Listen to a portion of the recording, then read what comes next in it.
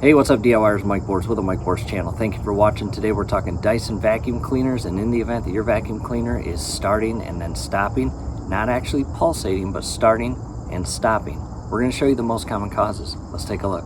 Alright DIYers, in front of us now is the Dyson V6, also known as the DC59. In the event that your vacuum cleaner is starting and then stopping, and you're pushing on the trigger or button, and sometimes it works, sometimes it doesn't. What we're going to do is show you the most common causes. Very first thing, let's go ahead and empty the vacuum cleaner. Alright DIYers, direct your attention to this red push button here. We're going to open up the trash, and by pushing it down once, it will release the bottom cap. And you have been doing this probably the entire time you've owned it, so this is nothing new.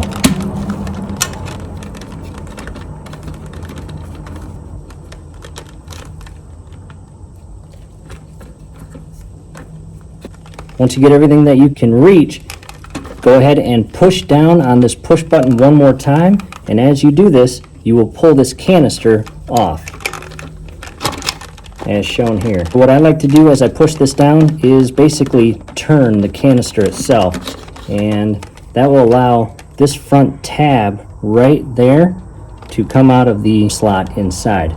Go ahead and continue cleaning this out, and from here you have much better access to the entire internal screen.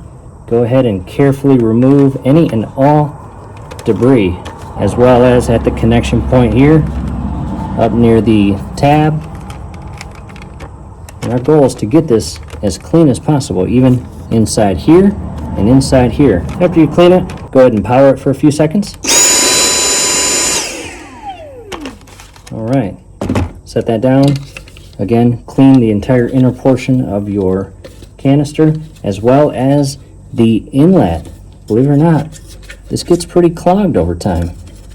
See how you can see through it? That's what you want. Next, grab your vacuum cleaner and canister, rest your filter or screen portion down inside the canister, realign that little tab right there in its slot, and it should click right into place. Go ahead and test it. And that is firmly secured. Go ahead and push the red push button once, and any additional debris will come out that cap. Back inside, and again, we've cleaned the inlet, we've cleaned the entire canister or chamber. Now the upper or center filter. It does not spin, twist, or turn. You just grab a hold of this little tab here and carefully pull up. It secures itself by this rubber seal.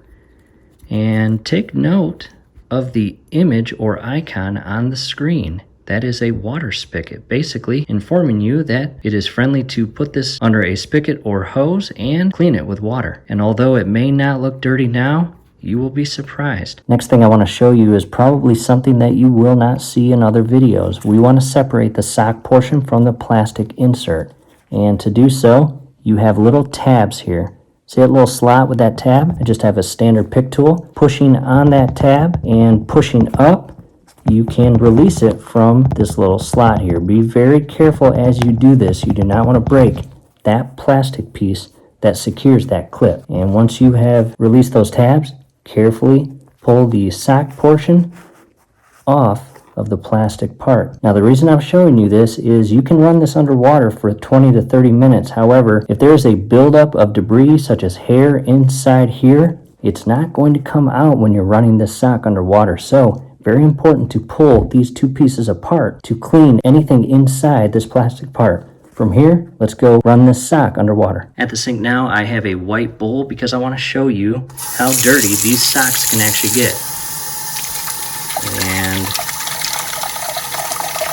ours is pretty clean. However, you can see debris coming out of it. And I recommend warm water going through this sock. And if yours is pulsating or cutting in and out aggressively, chances are this sock is going to be a lot dirtier than ours is. And we'll continue running water under this for about 5 to 10 minutes. Alright DIYers, it has been about 5 minutes. We're going to carefully turn the sock upside down, turn the water off, and rest it on a towel. Dyson recommends allowing this to dry for a minimum of 24 hours. As far as what you do with the water, it's all personal preference. I do not recommend pouring it down the drain because that water is pretty dirty. Back to the vacuum cleaner, go ahead and grab a flashlight. Look deep inside your filter chamber or housing. Verify that there is nothing causing an air blockage.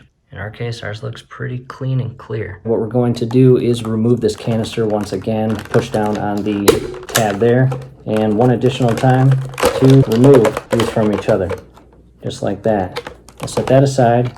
Again, verify nothing is clogging your inlet. This is completely hollow and empty. Set that aside.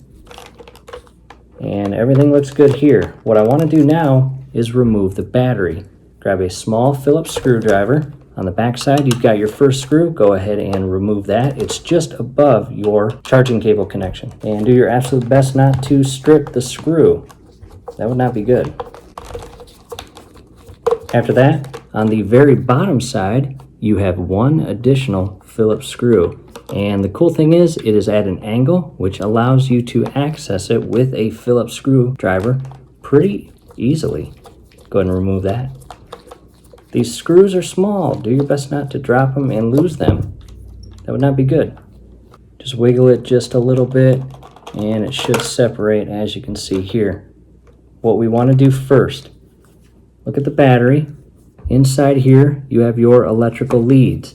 Make sure there is no corrosion, moisture, or any signs of damage to those internal leads. Set the battery aside. You have internal leads here. Do the same thing, inspect them. In the event that they are corroded, grab yourself a steel brush. When you do this, make sure your vacuum cleaner is upright, because the last thing you want is any rust or corrosion debris falling deep inside your vacuum. That would not be good. Next, I've grabbed my nylon brush here just to clean the bleeds even further and get all of that out of there. After this, one last inspection. Everything looks good, no signs of melting. We are going to carefully re-secure our battery, align it properly, and secure your two screws. Put the exact same one back in the exact same hole. Make sure you set them in a location where you know which one's which. Do your best not to cross thread this. These should go in pretty easy. If they're not, back them out, realign them, and re-secure them. After securing both of those screws, grab your canister and this tab right here. See that? That goes in this little slot right in there. Align them properly as shown here, and click this back into place just like that. Now we just have to patiently wait 24 hours for that internal filter to dry. Alright DIYers, after 24 hours, reinsert the sock and align these little tabs here and carefully push down on the sock until all three of those little clips are securing those tabs.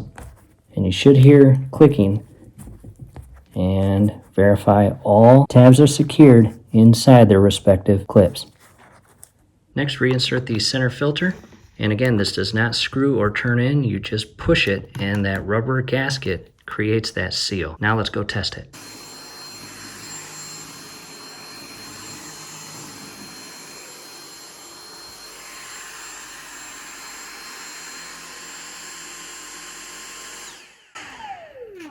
And it's back to normal. Hopefully this helps, DIYers. Hey, do us a favor, below the video you will see that thumbs up icon. Click on that, like the video, subscribe to the channel. Definitely ring your YouTube bell. That would be very helpful to us. We would really appreciate it. Thanks again for watching.